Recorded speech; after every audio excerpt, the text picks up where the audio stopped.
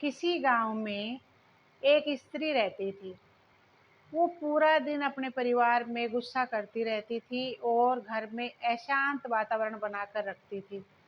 एक बार प्रातःकाल उसके दरवाजे पर एक साधु जी आए और उन्होंने कहा कि दरवाजे पर आते ही उसने कहा कि मैं क्या करूं, मुझे बहुत ज़्यादा गुस्सा आता है।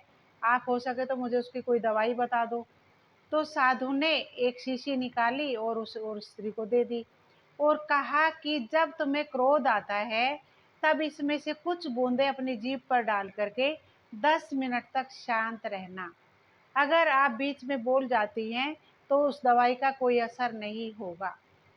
जब उसको मिनट मिनट में क्रोध आता था और मिनट मिनट में वो दवाई को अपने मुंह पर रख लेती थी, अपनी जीभ के ऊपर। तो 1 सप्ताह तक वो ऐसे ही करती रही जब तक गुस्सा शांत हो जाता था। तो फिर 1 सप्ताह के बाद फिर साधु आए और उन्हें देखते ही वो खुश हो गए और उन्होंने कहा कि आगे से मुझे और यही दवाई दे देना, क्योंकि मुझे अब गुस्सा बिल्कुल भी नहीं आता है।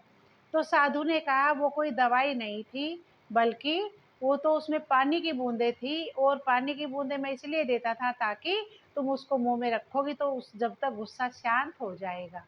इसीलिए इस कहानी से हमें यह शिक्षा मिलती है कि हाँ, अगर हम धैर्य रखते हैं तो सब कुछ सही हो जाता है। धन्यवाद।